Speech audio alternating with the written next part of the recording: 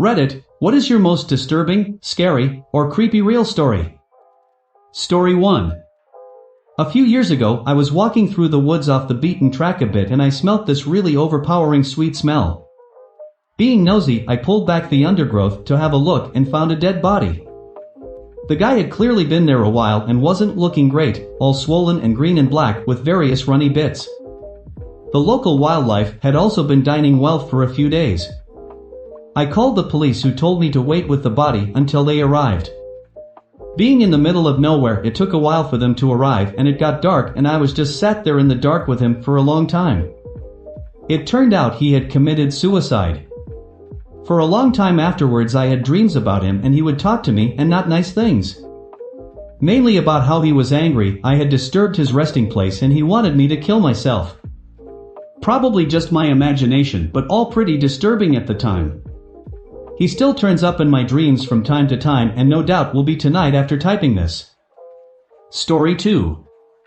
About 2 years ago, I was driving home from a family reunion pretty late at night, and the drive was about 2 hours. I didn't stay the night because I had to be back for work the following day. Most of the drive was on roads with dense bushes and trees on either side, the real creepy ones you see a lot in movies.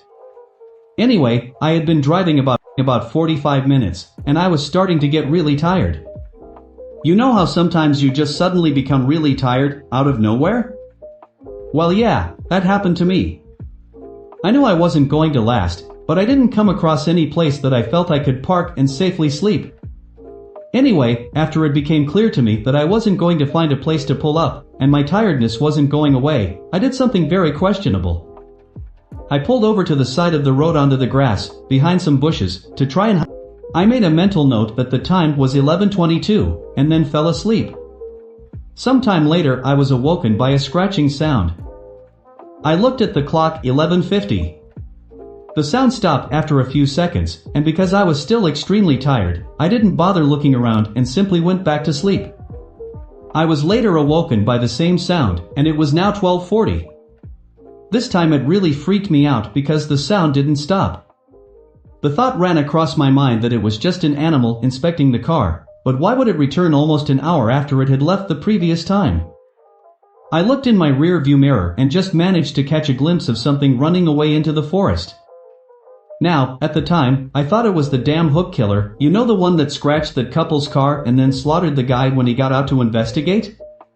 Buck that, I thought to myself, so I got the hell out of there. There was a bend no more than 100 yards up the road, and as I came around it, there was a bucking car, parked off to the side of the road with the driver's side door opened. I slowed down just to look to see if anyone was in there. There wasn't. Then I looked in my rear view mirror. I didn't see anything, and all of a sudden, this guy comes sprinting around the corner. He starts screaming at me, shouting stuff like, "Hey! Hey you! Get the buck out of your car! Now!" I noped the buck out of there and sped off. I never saw the guy again. Moral of the story? Don't bucking sleep on the side of a deserted road. Story 3. A few summers ago, I went for a bike ride around midnight with a friend. We went our separate ways at the end of the evening and I had about 2 blocks to ride back by myself. Because of construction I had to ride on the sidewalk, but the streets were dead, but it wasn't a problem until right where I was about to turn left onto my street. There was this man walking by himself, maybe 40s, a little scruffy, but not homeless. The sidewalk was narrow and I didn't want to freak him out, so when I got about 6 feet behind him I said, "Hey, behind you." And he turned around and gave me this super angry look. I turned down my street and he started to follow me, literally screaming about how I was a bucking cunt and he was going to kill me and all that. I live right off the corner and I didn't want him to figure that out, so I decided to do another loop around the block. That's not the scary part. The scary part is that when I looped back around and looked down the street I saw him standing on my bucking front stoop staring out at the street like the motherbucker knew I lived there. He saw me ride by again, but he didn't say anything. I ended up going back to the friends, but my bike got stolen from the alleyway by the house 2 days later. Edit: the guy in question was definitely not actually homeless.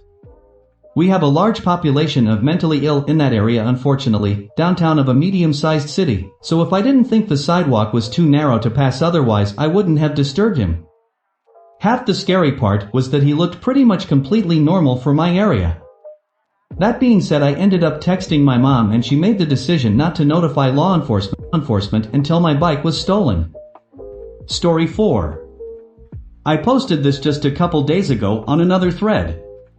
This isn't very interesting, but I woke up with blood gushing down my cheek when I was younger and I didn't feel anything, but my face felt wet, so I went down to my parents' room and they freaked out. Till this day we still have not clue what cut my face, but I needed 8 stitches next to my eye. We checked the sheets, pillowcases, edges of the bed, etc. Still no idea. Story 5. I had awesome parents who let me sleep in the living room on weekend nights when I was very young because my sister was a light sleeper and I could stay up until dawn. But of course I always end up sleeping on the couch because Nick at night made me tried. So, one night I wake up to the prickly feeling. Like an instinct.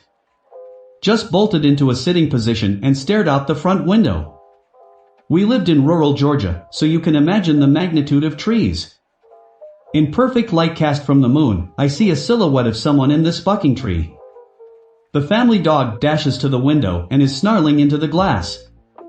Terrified, I run into my parents' room and try to explain to my parents that there is a strange person outside. Dad grabs something defensive and darts outside with the dogs to beat the wax off the hot head. I tremble in Mama's arms until Dad comes home and says he saw no one and to go to bed. I decide to sleep in my regular bedroom. I fill in my sister in as to what happened. Dad is making regular rounds in the house with a cup of coffee. We're all still and I finally think I can sleep. Nope. I notice the man outside my window. From what I can see in the moonlight, he gives me a shush signal and runs away. Just turns around to run a straight line away. I swear I couldn't stop crying for what felt like hours. Story 6. When I was a young child I had the same dream every night for years about drowning when a huge wave swept over me and I sank to the bottom. Years later I had a temp job delivering mail one summer during college. I saw this old lady sitting on a front porch waiting for me. When I got up there she looked at me and said in a foreign accent, "You drowned when Oceania sank beneath the waves." Freaked me out. Story 7. I once sat across from a guy who told me about killing his girlfriend, him cutting her into pieces and boiling her head.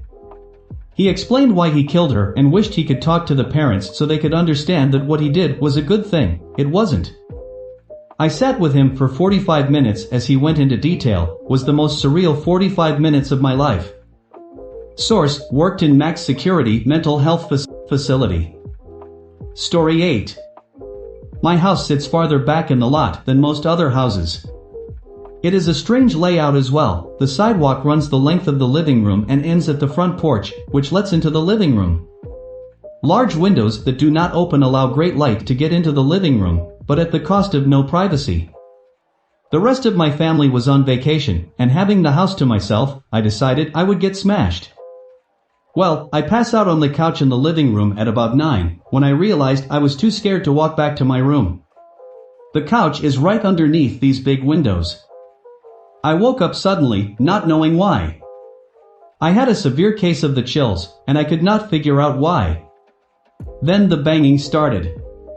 It came from right above me. I did not move, but I opened my eyes and looked up at the window. Someone was standing there, pounding on the glass. Without moving, I looked at the cable box. It was around 3 in the morning. The banging continues. Then it stopped suddenly, but I still did not move.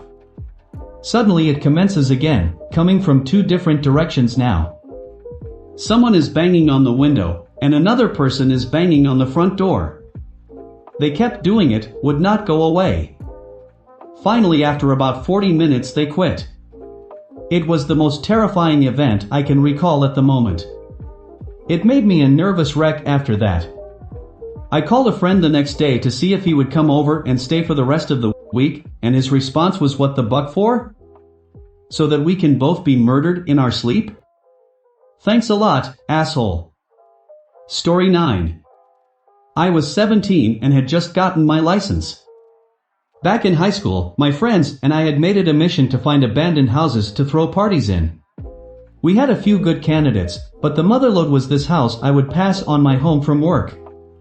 It was an undeveloped shell of a huge home with a large property in the back.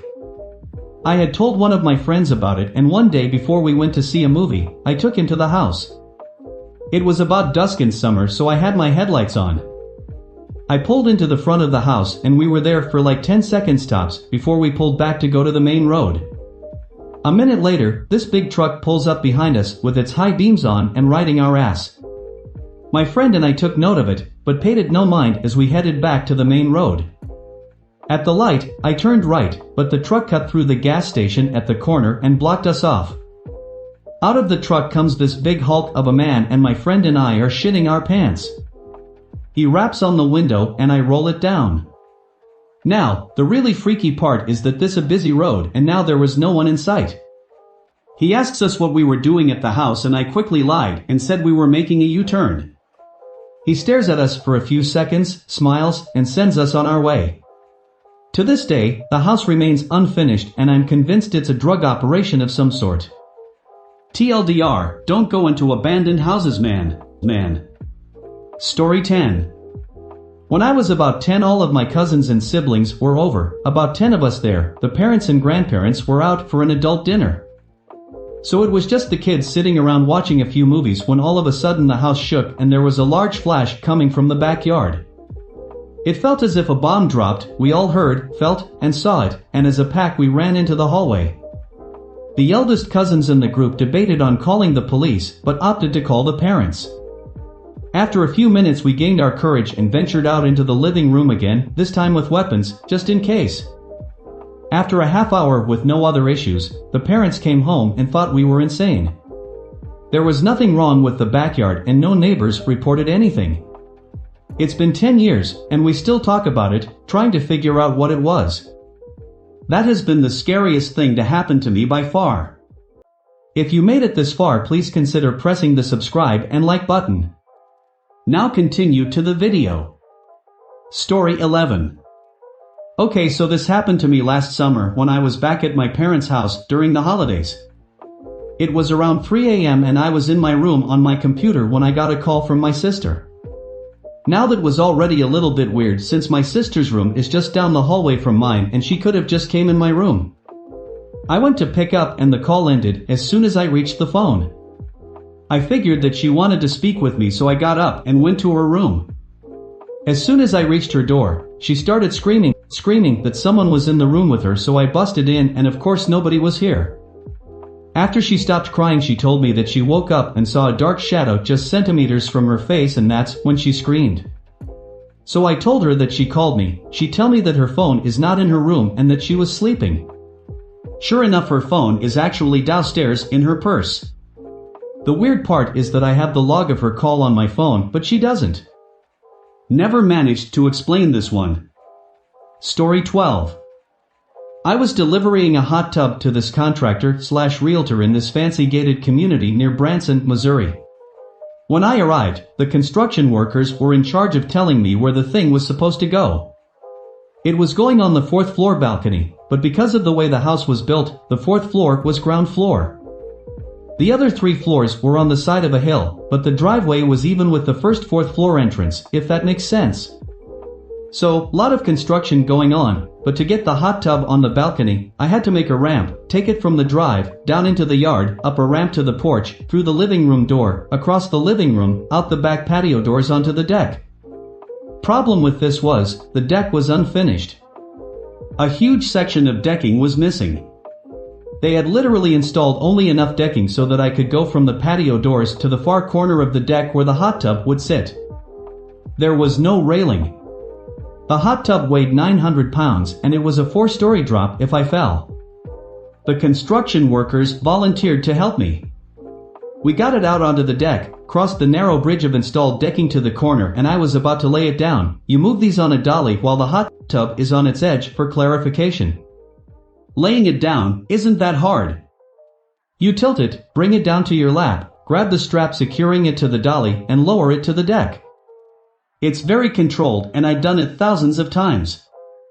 However, this deck wasn't finished, so the contractor wanted to leave it on its edge. It's a lot harder to take it off when it's standing up, because the dolly is under a 900-pound tub. But, I've done it before. I told them that we would have to put blocks under one side of the dolly, tilt the tub and pop the straps to release the dolly so it could be removed from the area. Then you tilt the hot tub back, remove the blocks and then set the hot tub down on the deck. Problem: the deck wasn't wide enough to allow me to do this safely. I popped the strap on the hot tub, put the blocks under, and I tilted the hot tub, but that put me with my feet 4 inches from the edge of the deck with nothing but 4 stories of air behind me. We were able to free the dolly on one side, but not the other. The hot tub had to be leaned over further toward me. I tell everyone to freeze, and they do. I didn't want anyone messing with it because I had to shift my feet back 5 inches so my heels were off the deck. I'm freaking out, but it's all going smooth. I have a construction worker on each side of me helping support the tub, 3 construction workers freeing the dolly, and 1 useless worker playing with the strap that is going to secure the tub to the house so that the wind doesn't blow the tub over. We are inches from having the dolly freed when one of the construction workers freeing the dolly gets impatient and kicks the corner of the tub to dislodge it from the dolly. It works for him, but unfortunately for me, I didn't have my feet set yet. I shout that I'm falling. The 2 guys beside me take the weight of the tub, but no one can get to me. My arms are windmilling, I'm bent almost double backwards trying my damnedest to stay on the deck. I can see the boulders down below out of the corner of my eye. I'm falling and there isn't anything I can do about it. I feel myself go. I'm falling. My heels slip out from under me and no one can reach me, but then suddenly, I'm flying forward. Something is under the small of my back and it's slamming me into the bottom of the tub. The dolly is removed and the tub stood up with me hugging it before I find out what saved me. The useless guy playing with the strap had already secured one end to the house. When I fell, the strap was already behind me, hanging off the deck. The construction worker pulled it tight with all his might, arresting my fall. It wasn't there for that purpose, but he saved my life that day. I would have been dead if not for him. I thanked him by sending him and his wife and kid to Breckenridge, Colorado for Christmas. It was actually a vacation I'd saved for and was about to surprise my wife and daughter with, but I felt he deserved it more. Plus, my wife and daughter didn't know anything about it. Yeah. That was one of my most scariest moments ever. TLDR, fell off a 4th floor deck, but construction workers saved me at the last moment, so I rewarded him with a vacation to Breckenridge, Colorado. Story 13. This is not supernatural creepy, but is one of the more disturbing and surreal experiences of my life. One early morning a few short years ago, I am walking to my bus stop and eating a banana. It is dark, misty, around 5 a.m., and I am internally debating something trivial, like if I want my daily Starbucks before or after the commute. As I approach the dimly lit corner on my street, a tall man in a black mask steps out of the dark alleyway to my left. Sleepy and disoriented, I barely acknowledge him. When he shouts, "Put down your bucking purse," and points his gun to my head, things start to click. The man says, "Put down your bags," and I tell him, okay, I'm putting them down over here. He orders me to walk over to him, toward the alley, and get down on the bucking ground, and I agree, I'm coming, okay. My heart is beating a million miles a minute and my hands still smell sticky with banana. I know I need to get away. I don't know why, but my mouth won't stop working. Look, see, I'm on the ground. My stuff is over there. Please just take my stuff, but he doesn't like it. Shut the buck up, okay? He gets on top of me and puts the gun to my head. At this point, I should mention the fact that I'm on my way to coach a high school practice and I'm dressed like a dude.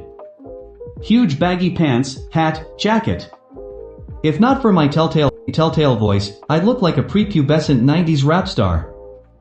Anyway, as the guy gets on top of me, gun to my head, he looks at me and pauses. I can't tell you why I know this, but I swear that at this moment, it clicks for him that I'm a woman. He gets off of me, stands up, and points to the dark alley. Come with me. My stomach hurts. I remember that there have been a recent rash of sewer assaults in my neighborhood, during the daytime no less. When the man points down that dirty alleyway, my internal voice speaks the buck up. Says voice number 1, there was no way in hell you were going to go down there without a fight. But he has a gun, you dipshit, replies voice number 2. Bucking follow me. The real voice, his voice, hollers. So I do what I do best, I talk. I'm coming, I'm following you. I call. And the man makes a crucial mistake, he believes me. I take 2 tiny steps backwards, toward the sidewalk. And he turns his body and his gun toward the alley. This is my moment. I take a deep breath, tuck my head down in case he starts shooting, and start sprinting away. I hear a voice screaming in a high-pitched wail before I realize that it's mine. After running 6 or 7 blocks, I head back to my apartment, hoping he's not there to see where I lived. The police check out the alleyway an hour later, but the potential attacker is long gone. The only evidence of the encounter is my banana peel browning in the alleyway and the adrenaline rush that I couldn't shake for days. I would be lying if I said that if that experience doesn't bother me still, but I'm so fortunate to mainly be haunted by the what-ifs and not the what-dids. Story 14. Week after gaining my CPR certification, I had to try and perform CPR on a woman dying of a heroin, probably other drugs too, overdose. I was at a thrift store with some friends looking for Halloween costumes, and someone came in saying that someone was passed out in the parking lot. I was in the dressing room, and it just got super quiet, so I came out and told them I was certified and I'd go take a look and that they needed to call 911. I go outside and don't see anyone on the ground. Someone comes out and shouts that the person is in the car that's parked far out by itself. I ran over and honestly freaked the buck out. She was pretty much already dead. Completely blue in the face, slumped against her car window. She had the red druggy rings around her eyes, but those were blue too because she was so oxygen deprived. We opened the door and I'll never forget that when we turned her head to see if she still had a pulse, she had tears running down her face. We pulled her out of the car, put her on the ground, and took her pulse again because the first person to do it wasn't sure. We started CPR and the ambulance arrived about a minute after. They got her strapped up and in and continued CPR. They had another ambulance come and those EMTs got out and there was literally like 6 of them surrounding her. The cop told us they had administered some type of drug that can apparently reverse heroin overdoses if given in time, but she was pretty much dead already. They would do the necessary stuff until they could get to the hospital and call it, according to him. I also remember when we opened the door there was heroin needles and empty pill bottles all over the floor. She wasn't very old. We also think she had kids. She had some toys and a car seat, plus 2 names tattooed on her. Edit, wow. Thank you guys so much for the responses and the gold. It was definitely a rough situation, but for being 19 at the time I think I handled it well. Story 15. My grandmother swore by this story till her dying day. It was during the war in London, and my dad was a baby. She was bombed out of her house and was staying with a friend. The friend had set her up in a room on the top floor. Anyway, she was taking my dad upstairs to bed when a figure materialized on the stairs telling her not to sleep in that room tonight. She knelt back downstairs and told her friend that she and my dad were sleeping in the sitting room that night. Her friend was annoyed but agreed. That night a bomb exploded near the house and the roof caved in, right on top of my dad's cot. He would have been killed. Story 16. TLDR, almost abducted by 5 guys in a super shady part of town really late one night, saved by hero comedian. Back in 2004, I was a young/dumb 17-year-old country girl in the city for the first time for college. One night I decided I could totally safely walk back to my dorm at around 1:30 in the morning despite not really knowing where I was. Of course I instantly end up wandering around a terrible part of the city. Most of the streetlights are busted out, trash everywhere, loud arguments from inside the dilapidated as buck row houses. In short, I wouldn't even want to be here in the middle of the day. A car drives up behind me and slows down, so they're keeping pace with me for nearly an entire block. I look over and there are 5 unsavory looking men inside. By this point, I was approaching an intersection, and they pull up, make a left, and stop in the street directly in my path. Mother buck. I completely panic at this point and just stand there, right in front of them. My mind went completely blank. I've never been that scared in my life. It didn't even make sense to try to run because they would have caught me without question. I'm not really sure how long I stood there, but suddenly the porch light in the house just past the car came on, dude casually strolls outside carrying a bag of trash, and car peels away. I completely break down crying and shaking, dude spots me and listens to my probably incoherent story, takes me inside and gives me a soda, then he and his roommate walk me back to my dorm. They were both lovely and invited me to check out their stand-up sometime, but unfortunately I was too young to get into a bar. I never saw them again, don't even remember their names, but feel pretty confident that if that guy hadn't decided to take his trash out at 1 a.m. on a Saturday, my life would have taken a really shitty turn that night. Edit, I completely accept that this was totally my fault and a horribly dumb thing to do. I was extremely fortunate, and am no longer that stupid. Story 17. My mother told me this not too long ago, but it happened about 10 years ago now. When my cousin was 18 years old, she was in a car crash and had died a couple of weeks later in hospital. She was really close to my dad's sister, our aunt, and used to babysit her kids, who were no more older than 4 years old, all the time.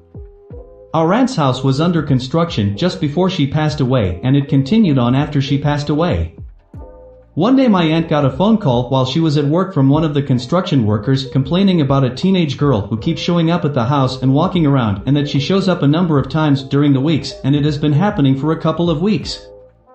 My aunt asks for a description of the girl to see if she knows her from around the neighborhood, and sure enough the description perfectly matches my cousin who died a few weeks before. Long brown hair, red baseball cap, denim dungarees, and a white jacket. When my aunt got home, she showed them a picture of my cousin and that all agreed that it was the girl they seen walking around the site. This story really freaked me out when I heard it because our family was never one to believe in anything paranormal or have anything of the paranormal sort happen to them before. Story 18. When I was in high school, I had a really good friend who lived next door to a house that was always up for sale. People would move out in the middle of the night without a word, and it hadn't had the same owner for more than 6 months straight for a couple of years. One night we were really bored and he suggested we go explore the house next door since it had sat empty for a while. We go around back and there's a dog door that he can crawl through, and he unlocks the door and lets me in. The house itself is really unremarkable. It looked like it was built in maybe the 1950s and was a craftsman-style house in an older, nicer part of town. My friend's house was similarly built. The kitchen had a really nice built-in breakfast table set against a picture window. The house's electricity was off, but you could see the street light through the window. My friend and I sit down on the floor across from this table and are just hanging out, talking. Why? Who knows? All of a sudden my friend screams, and in that instant, my vision goes black. But it wasn't that I just couldn't see, my body was engulfed in this sickly coldness from head to toe. I start screaming and I feel my friend's hand grabbing mine and pulling me in some direction forcefully. My vision slowly comes back and I start to warm up when I realize that we're outside under the streetlight. It was December and should have been much warmer inside of that house. Finally I look at my friend and he looks scared. I'm really confused and kind of panic myself and finally ask him what happened. He says that as I was talking, a black thing. This figure that was all black and only had the vague shape of a girl crawled out from under the table and sat on top of me. Apparently, I started groping around with my eyes wide open, like I couldn't see, and he was so freaked out he pulled me out of the house. We're still friends and we bring it up every now and then, but the story itself never changes and it still sends chills down my spine. To this day, I've never felt such blackness or coldness in my life. It was palpable, almost sticky. For a couple of days afterward, I couldn't shake this unsettling feeling, and I could never walk past that house again. Ugh. I'm scared to get out of bed now. Story 19. Every time I stay at my grandma's house, I hear someone walking upstairs. It starts at one side of the room, casually walks to the other and stops. This will happen maybe twice a night. I didn't start hearing it until I was about 14, when my grandparents made me start sleeping in a different room on the first floor because they started sleeping in separate bedrooms. Blah blah blah, regardless both of their rooms are also on the first floor. For a little backstory, I have always been afraid of the upstairs at their house. I don't know why, but it's always freaked me out, and I refuse to ever go up there alone. I'm 23 now, still won't go up alone. There's one room specifically, though. It's a long, narrow bedroom. When you open the door, there are closets on your left and right, a bed placed roughly in the middle of the room, and a window on the far side opposite the door. I was told growing up by my grandparents that the sons of the previous owner claimed to see a gorilla come out of the closet at night, dance around the room, and go back into the closet. I thought nothing of this story until I had to start sleeping in the other room. The room located directly below the scary room upstairs. So, we all go to bed. All the lights in the house are off and I'm still awake, lying on the bed. Then I heard it. Thump. Thump. Thump. Starting at one end of the room upstairs. It got closer to me, passed right above me, and continued to the end of the room, where it stopped. I'm wide awake, terrified out of my mind. It was no question to me that I had heard footsteps. I knew that slow, casual pace. I was freaked out and went to my grandpa's room. I told him what I heard. He told me that the house is old and it creaks.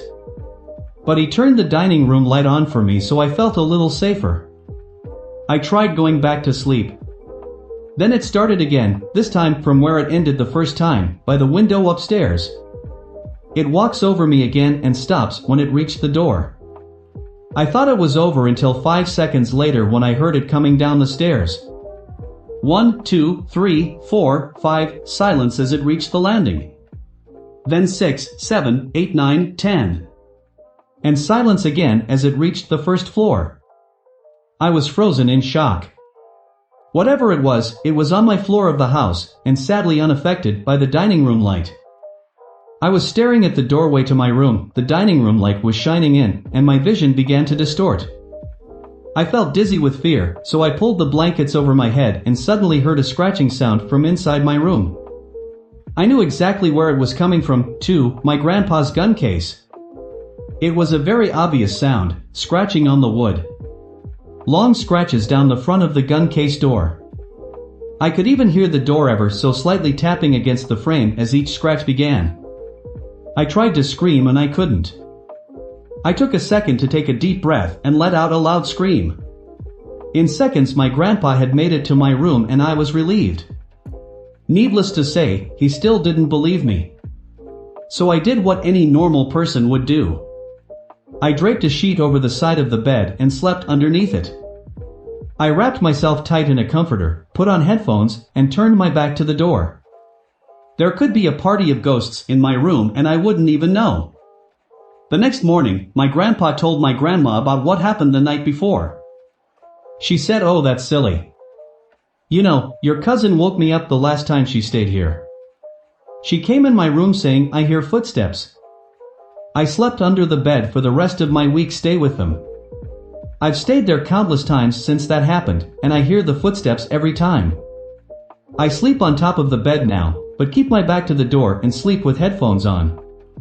I haven't heard it come down the stairs since that first night, but if it does, I don't want to know. Edits because I'm bad at writing and I can't stay in the same tense." Story 20.